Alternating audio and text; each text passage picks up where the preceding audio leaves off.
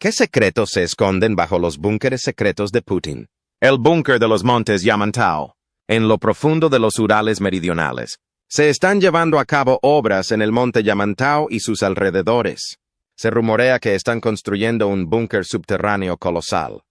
Algunos dicen que es para minería, mientras que otros creen que está preparado para un desastre nuclear. Pero todo se ha mantenido en secreto, lejos de miradas indiscretas, durante décadas. Así que aquí está la cuestión. Cuando Leonid Brezhnev dirigía la Unión Soviética en los años 60, el mundo estaba en vilo. La crisis de los misiles de Cuba había sumido a todos en el pánico nuclear poco antes. Y aunque se evitó esa crisis, las tensiones entre las grandes potencias seguían siendo altas, especialmente con la intervención de Estados Unidos en Vietnam. Así que la amenaza de una guerra nuclear aún estaba muy presente. Fue entonces cuando, en algún momento de la década de 1970, se inició una gigantesca obra de construcción en el sur de los Urales, centrada en el monte Yamantau, que significa montaña del mal en la lengua bashkir local. Es el pico más alto de la zona, con unos 1,640 metros en su punto más alto. Comenzaron con dos guarniciones militares, Belorets Quince y Belorets 16, y posteriormente añadieron una tercera llamada Arcanet II. Estas guarniciones, con hasta 50,000 trabajadores, realizaron excavaciones importantes y establecieron un sistema ferroviario para el transporte. Para 1979, incluso fusionaron todo en una sola ciudad llamada UFO 105, posteriormente conocida como Medjugorje. Como ven, Medjugorje es lo que llaman una ciudad cerrada o secreta. Eso significaba que ni siquiera la gente común podía entrar, y ningún extranjero podía siquiera soñar con poner un pie allí. Por toda la Unión Soviética había ciudades cerradas, dedicadas a investigaciones ultrasecretas, pruebas de armas y otros asuntos de alto nivel. Eran tan herméticas que incluso las familias de los expertos que vivían allí casi nunca podían salir, y tenían estrictamente prohibido hablar de lo que ocurría en esas ciudades. Así que, mientras los obreros seguían excavando, llegaron los años 80, y la URSS sentía un fuerte apuro económico, sobre todo con la interminable guerra en Afganistán. Generalmente, cuando el dinero escasea, lo primero que se descarta son los proyectos experimentales o adicionales. Pero la construcción en el monte Yamantau siguió adelante, e incluso enviaron más trabajadores. Cuando la Unión Soviética finalmente se desmoronó, uno pensaría que se habrían quedado sin dinero para cosas como esta. Pero no. Los trabajadores del monte Yamantau siguieron excavando, y a principios de los 90, la población de Medjugorje alcanzaba la impresionante cifra de 73,000 habitantes. En 1994, el audaz periodista ruso N. Starkov quiso echar un vistazo a este misterioso lugar.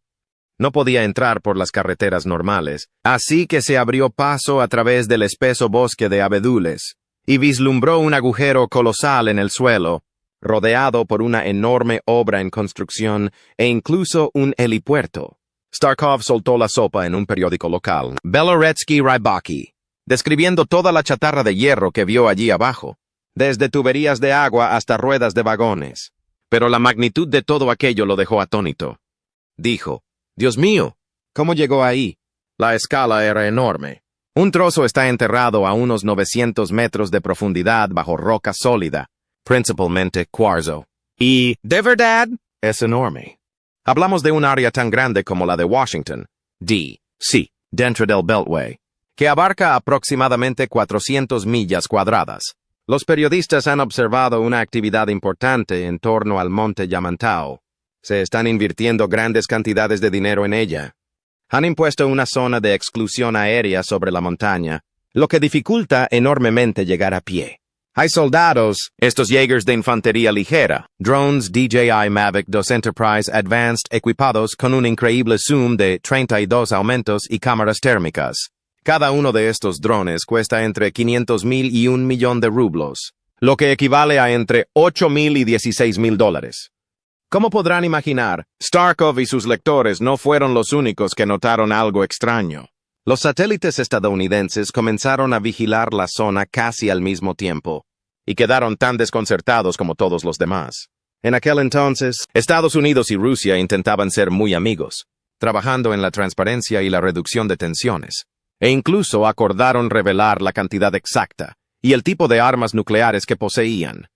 Pero el asunto del monte Yamantau no encajaba del todo. En el presupuesto federal ruso de 1997, el proyecto se incorporó disimuladamente al Ministerio de Defensa, lo que causó mucha sorpresa.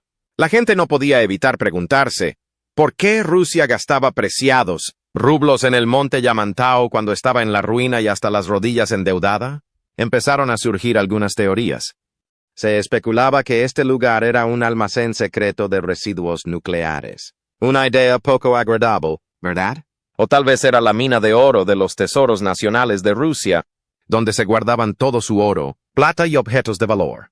Algunos incluso creían que era la versión rusa del Área 51, un lugar para experimentos ultrasecretos con un toque de tecnología clasificada.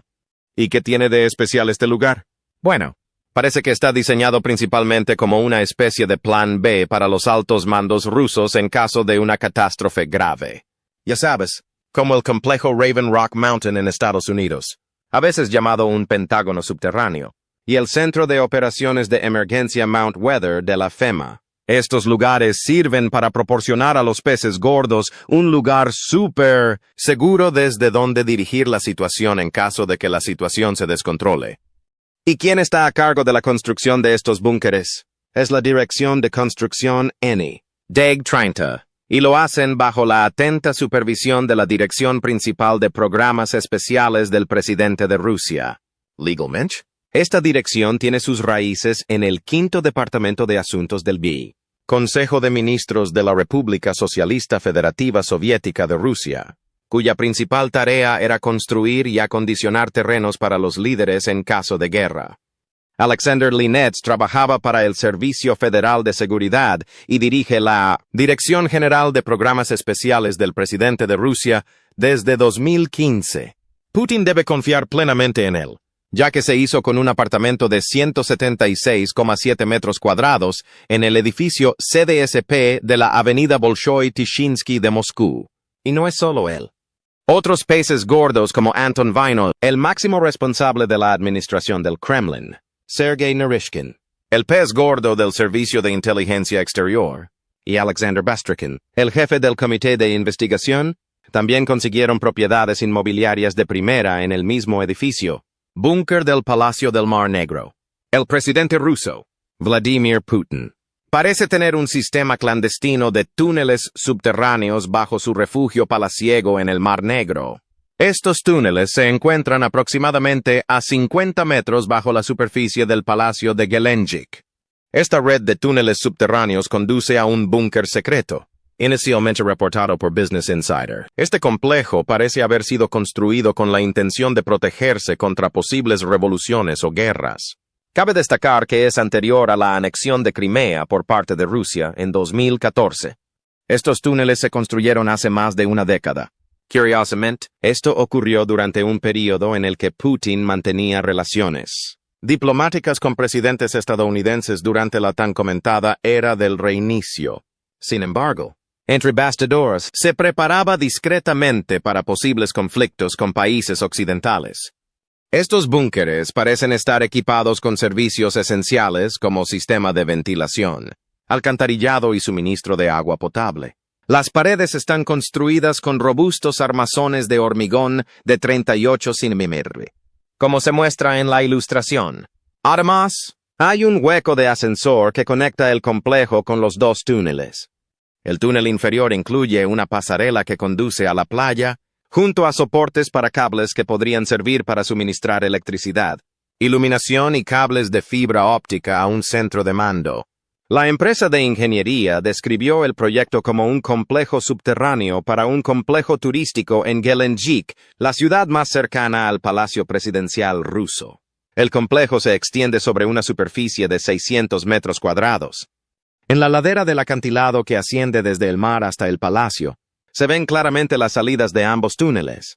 El palacio multimillonario de Vladimir Putin, con vistas al Mar Negro, cuenta con un casino privado, una pista de hockey sobre hielo, una iglesia y un salón de narguiles. Esta mansión de 18,000 metros cuadrados se encuentra a la asombrosa distancia de 1000 millas de su residencia oficial en el Gran Palacio del Kremlin de Moscú. Las detalladas representaciones en 3D realzan aún más la opulencia de este palacio, que incluye una amplia casa de huéspedes, una iglesia, un salón de narguile, con lo que parece ser una barra de striptease, un dormitorio exclusivo y edificios separados para el personal. También se aprecia un centro de comunicaciones, equipado con una amplia gama de equipos. Estos planos aparecieron inicialmente en línea en 2010, cuando la constructora rusa MetroStyle fue contratada como contratista privado para construir los búnkeres bajo el palacio de Putin. Estos documentos circularon ampliamente entre los internautas rusos, pero en 2016, los diagramas fueron retirados del sitio web de MetroStyle, aunque aún se podía acceder a ellos a través de Wayback Machine, un archivo de contenido en línea. Posteriormente, estos diagramas llegaron a manos de una comunidad conocida como Diggers, un grupo de personas rusas que exploran y documentan áreas restringidas. Un miembro anónimo de este grupo, que afirmó pertenecer a la secta Set, compartió las imágenes con Business Insider, explicando que lo hicieron porque estaban hartos de Putin y querían exponer su elaborado sistema de transporte subterráneo. La existencia del palacio se hizo ampliamente conocida después de que un documental de 2021, realizado por el oponente político de Putin, Alexei Navalny, alegara que la propiedad está financiada privadamente por uno de los colaboradores más cercanos de Putin, un oligarca ruso. Si bien no existe una escritura definitiva con el nombre de Putin, existen pruebas contundentes de que ha frecuentado la propiedad en múltiples ocasiones.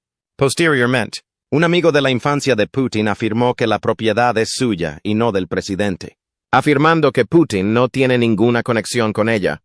A pesar de que el multimillonario empresario Arkady Rotenberg afirma ser el propietario del palacio, este se encuentra bajo vigilancia constante por parte del equipo de seguridad de Putin y se encuentra dentro de una zona de exclusión aérea. El Kremlin no ha dado una explicación satisfactoria de estas medidas de seguridad si el presidente no tiene relación con la propiedad.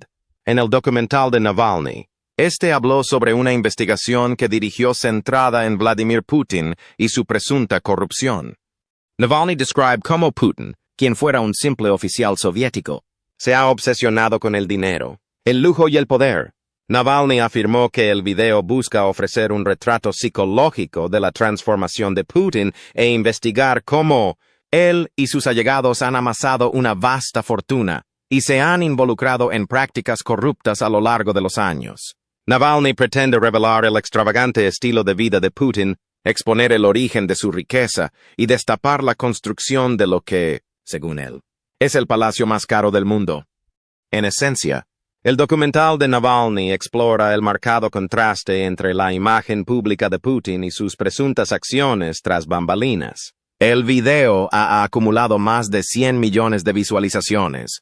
El Kremlin lo descartó como una pseudo-investigación, y Putin lo desestimó por aburrido, negando las acusaciones. Tras ser condenado a prisión en febrero de 2021, el Tribunal Europeo de Derechos Humanos ordenó su liberación inmediata por temor a su seguridad. Pero Rusia rechazó la sentencia. Inició una huelga de hambre en protesta por la falta de tratamiento adecuado para sus problemas de pierna y espalda en la colonia penal de Vladimir, ubicada a 100 kilómetros al este de Moscú. Alexei Anatolievich Navalny, nacido el 4 de junio de 1976 en Butin, Oblast de Moscú, RSFS de Rusia, Unión Soviética, es un abogado, documentalista, disidente, activista anticorrupción, político de la oposición y bloguero ruso. Ha desempeñado estos cargos desde 2009, tras un ataque de envenenamiento casi fatal en su contra en 2020. Navalny se encuentra encarcelado desde 2021 y actualmente cumple una condena de varios años. En agosto de 2023, un tribunal ruso prolongó su condena por 19 años más, sometiéndolo a un régimen especializado con las condiciones penitenciarias más severas del país. Navalny lideró las protestas callejeras contra el presidente ruso, Vladimir Putin. Encabezó un movimiento de oposición política a nivel nacional y expuso el estilo de vida corrupto de los funcionarios del Kremlin. En represalia, Rusia le impuso una pena de prisión acumulada de 3 décadas, lo que mantiene al crítico del Kremlin encarcelado y marginado de la política mientras Putin permanezca en el poder. Fue condenado por 6 cargos, entre ellos incitación y financiación del extremismo, creación de una ONG ilegal, promoción del nazismo e incitación a menores a participar en conductas de riesgo. Navalny y sus partidarios han desestimado estos cargos, considerándolos de motivación política. Como parte de la pena de prisión especial, Navalny enfrentará severas restricciones adicionales.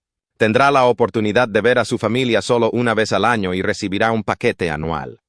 La comunicación con otros reclusos estará estrictamente prohibida. Los presos deberán desplazarse por las instalaciones con la cabeza agachada y solo se les permitirán paseos ocasionales dentro de un patio cerrado. Montañas de Altai. Informes recientes sugieren que Vladimir Putin ha reubicado a sus familiares en una instalación subterránea en Siberia, descrita como un búnker de lujo de alta tecnología. El búnker se encuentra en la montañosa República de Altai, a la friolera de 4.000 kilómetros de Moscú. Para llegar por aire, se necesita un largo vuelo de aproximadamente 6 horas y media. Viajar por carretera sería una ardua travesía, que podría durar hasta 54 horas en condiciones óptimas, atravesando Rusia de oeste a este.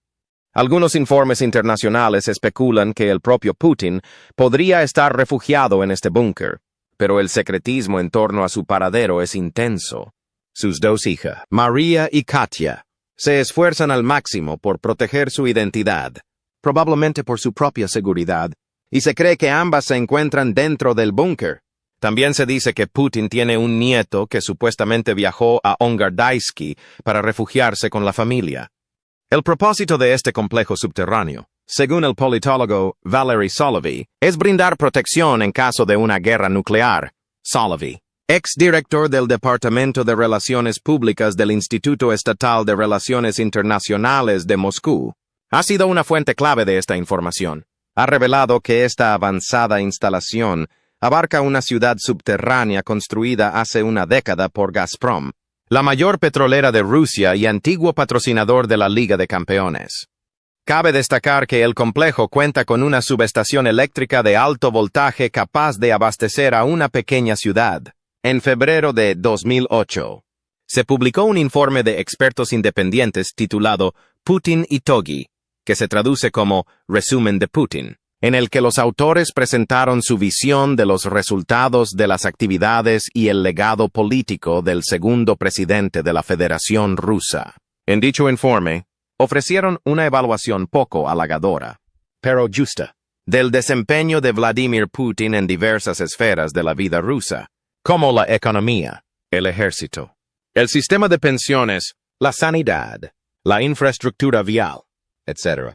El informe se basaba en cifras y hechos que la propaganda oficial había ocultado a la ciudadanía rusa. Sin embargo, muchos lectores observaron que solo se había abordado brevemente un tema: la situación de la industria energética rusa en general y de Gazprom en particular. Esta omisión no fue accidental, ya que los autores consideraban que la situación de Gazprom requería una consideración especial que no podía abordarse adecuadamente en tan solo unos pocos párrafos. Los autores tuvieron varias razones para este enfoque. En primer lugar, Gazprom y su dinámica eran de especial importancia para todo el país. En segundo lugar, conocían de primera mano los problemas de Gazprom, al haber tenido una relación directa con la empresa en su calidad de exministro de Combustible y Energía y viceministro de Energía de Rusia. En tercer lugar, Gazprom representó un proyecto único y personal de Vladimir Putin. A lo largo de su presidencia, los recursos de Gazprom se han utilizado para diversos fines. De hecho, Gazprom se convirtió en un proyecto profundamente personal para el presidente Putin. Desde el momento en que asumió el poder, su atención se centró en la empresa. Incluso durante la campaña presidencial de 2000, era evidente que los temas energéticos y Gazprom ocupaban un lugar central en la agenda política de Putin. En junio de 2000, apenas un mes después de su investidura, Putin sustituyó rápidamente a Viktor Chernomyrdin por su estrecho aliado, Dmitry Medvedev, como presidente de la junta directiva. En mayo de 2001, Remviakirev, quien había estado al frente de Gazprom desde su fundación en 1992. Fue sucedido por Alexei Miller. La postura de Putin sobre Gazprom quedó patente en su declaración durante una reunión celebrada el 30 de mayo de 2001 en el Kremlin, donde se trató la destitución de Vyakirev y el nombramiento de Miller. Putin afirmó que Gazprom es más que una simple sociedad anónima. Toda la economía nacional se basa en gran medida en la industria del gas, lo que subraya la importancia de la compañía al inicio de su presidencia. Gazprom se convirtió en la primera entidad empresarial donde Putin colocó sistemáticamente a sus leales en puestos clave, desplazando a miembros de la dirección anterior. Las altas esferas de la dirección de Gazprom se llenaron rápidamente de personas que tenían vínculos con Putin durante su época en la administración de San Petersburgo. Actualmente, de los 18 miembros de la junta directiva que supervisan asuntos financieros, inmobiliarios y de gestión corporativa, once tienen antecedentes vinculados a la administración de San Petersburgo, OOC Port of St. Petersburg, St. Petersburg Commercial Ventures o el Servicio Federal de Seguridad. Esta práctica se apartaba de la norma en importantes corporaciones energéticas globales, donde los puestos directivos suelen estar ocupados por profesionales con amplia experiencia en puestos de alta responsabilidad dentro del sector energético. Es poco común que exfuncionarios regionales o empleados de puertos y empresas de construcción asuman puestos de alta dirección, especialmente en cantidades tan reducidas. Sin embargo, Putin orquestó personalmente estos nombramientos, priorizando la lealtad a su clan de San Petersburgo sobre la profesionalidad. Su participación fue más allá de los nombramientos directivos. Dedicó una parte significativa de su tiempo de trabajo a abordar los desafíos constantes que enfrentaba Gazprom. Muchas de sus reuniones internacionales y visitas al extranjero se centraron en la promoción de diversos proyectos de gas. A lo largo de los años, expertos, periodistas y analistas políticos han empleado con frecuencia la metáfora para describir cómo el Kremlin utilizó a Gazprom para lograr sus objetivos políticos. Sin embargo, actualmente, la expresión Gazprom, el arma de Putin, parece haberse convertido en una realidad literal. En abril de 2023, se reveló que Gazprom había creado su propio ejército privado, conocido como Potok, que significa corriente en ruso, y había desplegado reclutas para participar en el conflicto en Ucrania. Esta revelación fue hecha por Yevgeny Prigozhin, líder del grupo mercenario ruso Wagner, cuyos combatientes operaron previamente en Siria y África, antes de ser enviados a los campos de batalla ucranianos. Si bien es posible que Gazprom creara de forma independiente Potok, una organización oficialmente autorizada por decreto gubernamental para proteger las instalaciones de producción petrolera, el hecho innegable sigue siendo cierto. Gazprom está ahora directamente implicada en la guerra en curso, y esta participación es, de hecho, official. Durante más de 2 décadas, Gazprom ha sido el símbolo por excelencia del capitalismo de Estado ruso. Bajo el liderazgo de Alexei Miller, estrecho colaborador de Putin, se ha posicionado constantemente como la mayor corporación de Rusia, generando sustanciales beneficios al Estado, a sus demás accionistas y a numerosos contratistas. Durante este periodo, las actividades de Gazprom se extendieron más allá de la extracción y refinación de gas natural, financiando una amplia gama de proyectos, desde cadenas de televisión hasta clubes de fútbol e incluso una estación de esquí, búnkeres de Romenki y Metro 2. Bueno, para empezar, hay túneles ocultos justo debajo del corazón de Moscú. Forman parte de este sistema, cuyo nombre extraoficial es Metro 2, que solía ser extremadamente secreto. Estos túneles conectan algunos de los edificios gubernamentales más importantes de Moscú, incluido el Kremlin, con búnkeres subterráneos no solo en Moscú, sino también en lugares como Balashika, Chejov y Kaluga. ¿Cómo se descubrieron estos túneles? Constructores en Moscú, mientras demolían el enorme Hotel Rosilla situado junto al Kremlin, se toparon con lo que creen que es una red de túneles soviéticos clandestinos bajo los cimientos del hotel. Este descubrimiento ha generado intriga, y se especula que estos túneles podrían haber albergado un búnker nuclear con capacidad para 4,000 personas. El Hotel Rosilla, conocido por albergar a funcionarios del Partido Comunista que asistían a las conferencias del Kremlin, Se construyó arrasando todo un distrito histórico de Moscú. Cuando abrió sus puertas en 1967, ostentaba la distinción de ser el hotel más grande del mundo, con la asombrosa cifra de 3,000 habitaciones. Sin embargo, el desmantelamiento del Rosilla allanará el camino para un gran proyecto de remodelación valorado en $800 millones, destinado a recrear el distrito de Zaryadye de la época zarista. Unos intrépidos reporteros de Sobosetnik se toparon con una de las entradas secretas a los túneles cerca de la avenida Mikurinsky en Moscú. Y adivinen qué más descubrieron. Al parecer, Moscú cuenta con muchas más instalaciones similares. Están los túneles bajo la calle Luknikov, cerca de la Plaza Lubyanka, donde se encuentra el FSB. La calle Krestovozhdzhensky, cerca del Ministerio de Defensa. Y Taganka, cerca del antiguo búnker de Stalin. Es como si toda una red de túneles convergiera alrededor de un lugar llamado Remenki 43. Qui, según los exploradores urbanos, es prácticamente una ciudad subterránea que se conecta con el Kremlin a través de estos túneles. Estos búnkeres esconden mucho más de lo que parece. Hay un extenso centro de mando subterráneo, una central eléctrica oculta bajo la superficie y varias otras instalaciones para garantizar el correcto funcionamiento. Una de las entradas a este misterioso submundo se encuentra, precisamente, en una antigua planta de hormigón.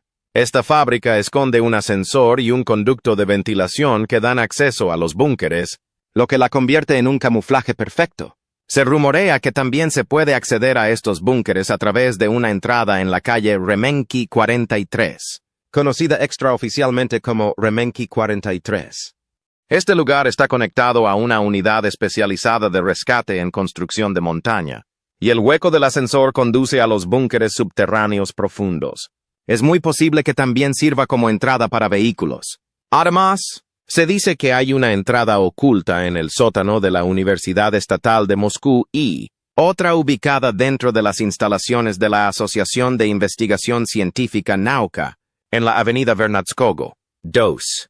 Curiosamente, esta supuesta Asociación de Investigación Científica está en realidad dirigida por servicios de seguridad secretos y podría no tener mucho que ver con el trabajo científico real. Existe otra forma intrigante de acceder a estos búnkeres, a través de una línea de metro subterránea secreta, a menudo conocida como Metro 2.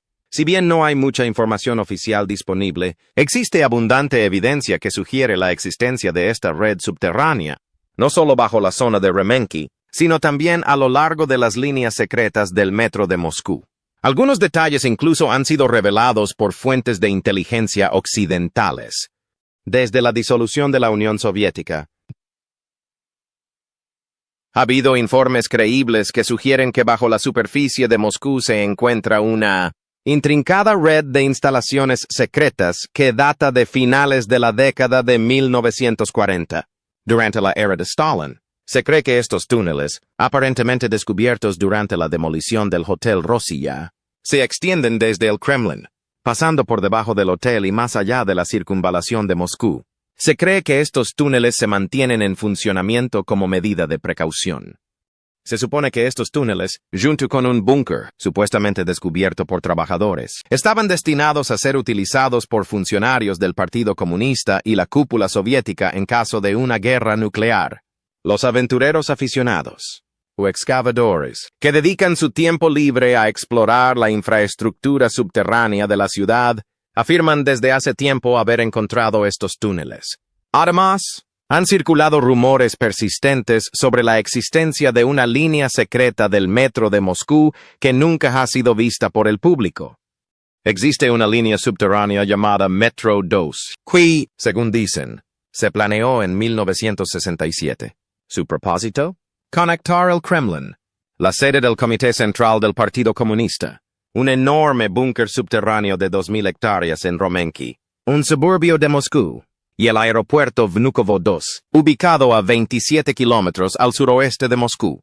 Se rumorea que el complejo subterráneo de Romenki se completó a mediados de la década de 1970, lo cual es una gran noticia. Se dice que tiene todo lo necesario para alimentar a miles de personas hasta por 30 años. Hablamos de depósitos de alimentos, generadores, dormitorios, cines e incluso piscinas. Oficialmente, las autoridades nunca han confirmado la existencia de tales lugares ocultos bajo Moscú. ¿Pero sabes cómo funcionan las teorías de la conspiración? Muchos rusos están completamente convencidos de que son reales. Y si el Hotel Rosilla ha sido una de las muchas puertas de entrada a este mundo secreto durante las últimas 4 décadas, bueno, va a estar cubierto de hormigón una vez más. Hablando de líneas subterráneas y túneles, se rumorea que Kim Jong-un podría viajar pronto a Rusia, lo que está devolviendo la atención al clásico medio de transporte de los líderes norcoreanos. Esos trenes lujosos y blindados que forman parte de la mística norcoreana y, en cierta medida, representan lo aislados que están. Se especula que el propósito de esta visita gira en torno a las conversaciones sobre un posible suministro de armas a Rusia para su conflicto con Ucrania. Sin embargo, es importante señalar que este viaje no ha sido confirmado oficialmente. Este viaje es significativo por varias razones. Una de ellas es que marcaría la primera visita al extranjero de Kim en más de 4 años y se produce en medio de la pandemia. Viajar de Corea del Norte a Vladivostok no es tarea fácil, ya que implica recorrer más de 1000 kilómetros a través de la anticuada red ferroviaria, lo que puede llevar casi un día entero. Los viajes de Kim Jong-un al extranjero suelen estar rodeados de secretismo y estrictas medidas de seguridad, a diferencia de su padre, Kim Jong-il, quien, según se informa, evitaba viajar en avión. Kim ha utilizado ocasionalmente su propio avión de fabricación rusa para algunos de sus viajes al extranjero, un búnker sobre ruedas. Imágenes publicadas recientemente nos permiten vislumbrar el lujoso interior del extenso tren fantasma de 22 vagones del presidente ruso Vladimir Putin. Este tren es su medio de transporte cuando recorre la vasta extensión de Rusia, ofreciendo comodidad y discreción. Este extraordinario tren cuenta con una amplia gama de impresionantes comodidades, incluyendo un gimnasio totalmente equipado o un vagón deportivo, una sección tipo spa, con instalaciones para el cuidado de la piel y masajes con máquinas anti-envejecimiento. Un baño turco con hermosos azulejos y completamente amueblado. Suntuosas habitaciones y vagones restaurante de elegante diseño. Además, el tren cuenta con una sala de cine y varios vagones equipados con sistemas de comunicación de última generación, lo que garantiza que Putin se mantenga conectado y bien informado sobre los acontecimientos mundiales. Incluso hay un vagón entero dedicado a albergar un generador diésel, para garantizar la seguridad. El tren está fuertemente blindado, con puertas y ventanas a prueba de balas en toda la estructura. También está equipado con equipo e instalaciones médicas de emergencia. Investigadores rusos del Centro de Expedientes, con sede en Londres y respaldados por el magnate petrolero ruso exiliado, convertido en crítico del Kremlin, Mikhail Jodorkovsky, han desenterrado documentos y fotos que revelan lo que el Kremlin suele ocultar a las miradas indiscretas. Es un vistazo al mundo de Putin y a cómo su afición por el secretismo ha moldeado su vida. Todos sabemos que a Putin le gusta viajar en tren, y el Kremlin incluso ha compartido algunas fotos de reuniones celebradas en la elegante sala de juntas del tren. Pero aquí está el truco. Lo que ha estado sucediendo en los otros 20 vagones de este tren ha sido uno de los secretos mejor guardados de Rusia.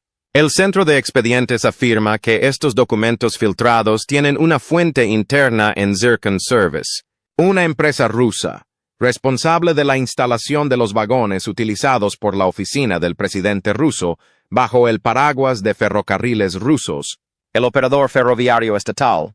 Uno de estos coches especiales, conocido como 2178630, ofrece un paquete de lujo. La propia Zircon creó un folleto brillante que presenta un gimnasio y spa sobre ruedas diseñado exclusivamente para Putin. Al avanzar por el coche, encontrará un completo centro de cosmetología equipado con una camilla de masaje y una variedad de aparatos de belleza de alta gama. Y si se investiga a fondo los documentos filtrados, incluso se menciona una máquina de radiofrecuencia que, según la información del Centro de Información, la propia sala cuenta con dispositivos antiescucha. Además, hay un baño alicatado con un lujoso baño turco y ducha. Por si fuera poco, existen documentos que vinculan la instalación de estos vagones, incluido el vagón gimnasio, directamente con altos funcionarios de la administración de Putin. El tren blindado de Putin puede parecer exteriormente un tren de pasajeros común y corriente operado por los ferrocarriles rusos, con el mismo diseño de pintura. Sin embargo, destaca por tener todas sus ventanas cubiertas. Las locomotoras que lo impulsan carecen de números de identificación y, inusualmente, se utilizan 3 o incluso 4 locomotoras para la tarea, superando con creces los requisitos estándar para un vagón de pasajeros. Esta peculiar configuración sugiere el considerable peso del tren debido a su pesado blindaje. Además, uno de los vagones luce una distintiva cúpula en la parte superior, equipada con un sistema especializado de comunicación por satélite. Los primeros adelantos del nuevo tren blindado de Putin se hicieron públicos alrededor de 2018. Estas fotografías fueron tomadas por fotógrafos aficionados y aficionados a los trenes rusos que buscaban activamente avistar el tren de Putin. Un par de estas imágenes, que mostraban el nuevo tren, se hicieron públicas. Sin embargo, el Servicio Secreto de Seguridad ruso, el FSB, intervino rápidamente, obligándolos a detener esta actividad. En 2021, Putin realizó un cambio notable en sus preferencias de viaje al optar por su tren blindado en lugar de los aviones. Esta decisión coincidió con la concentración de tropas rusas cerca de la frontera con Ucrania, lo que despertó sospechas de una posible invasión. Desde entonces, Putin prefiere viajar por Rusia a bordo de su tren blindado. La principal razón de esta elección es la mayor seguridad que ofrece, a diferencia de los vuelos, que pueden rastrearse fácilmente a través de servicios en línea. Los viajes en tren son relativamente discretos y están menos expuestos al escrutinio público. Cabe mencionar que el tren de Putin podría contar con un sistema de seguridad integrado capaz de activar los misiles balísticos nucleares rusos en caso de ataque, similar al sistema de seguridad perimetral utilizado en sus principales búnkeres subterráneos. Curiosamente, se emplean locomotoras diésel y eléctricas para remolcar el tren blindado de Putin, lo que ofrece flexibilidad en su configuración.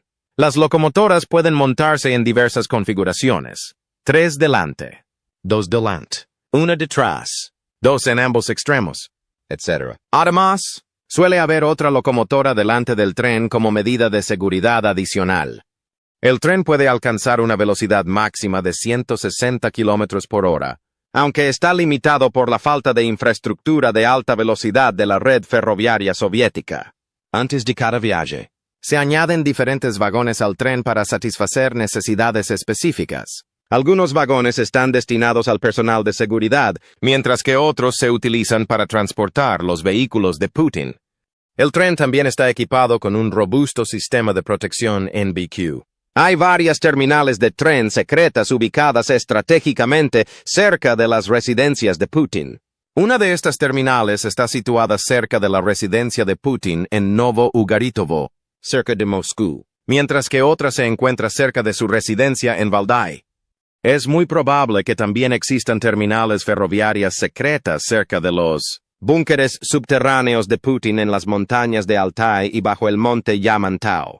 Curiosamente, hay una terminal ferroviaria secreta y una estación de trenes blindados en pleno corazón de Moscú. En la época de la Unión Soviética, varios trenes blindados prestaban servicio a los funcionarios y miembros del gobierno de más alto rango. Estos trenes tenían una doble función: la evacuación a búnkeres subterráneos en tiempos de guerra y la seguridad y comodidad en el transporte por todo el vasto país. Stalin prefería viajar en su tren blindado, tanto dentro como fuera del país, y a menudo lo prefería a otros medios de transporte. Por otro lado, Khrushchev prefería los viajes aéreos y nunca tuvo un tren blindado personal, ni siquiera un vagón blindado específico, aunque existen informes de viajes ocasionales en trenes blindados durante su mandato. En aquella época, los altos funcionarios soviéticos solían utilizar trenes blindados para sus desplazamientos. En 1974, durante el mandato de Brezhnev, se construyó una terminal ferroviaria especializada en el centro de Moscú. Esta terminal estaba equipada con instalaciones para dar servicio a trenes blindados y fue utilizada por el gobierno soviético. Actualmente, el gobierno ruso la sigue utilizando. Sin embargo, algunas fuentes sugieren que solo Putin y el primer ministro ruso utilizan vagones blindados, mientras que los ministros suelen viajar en vagones estándar sin blindaje.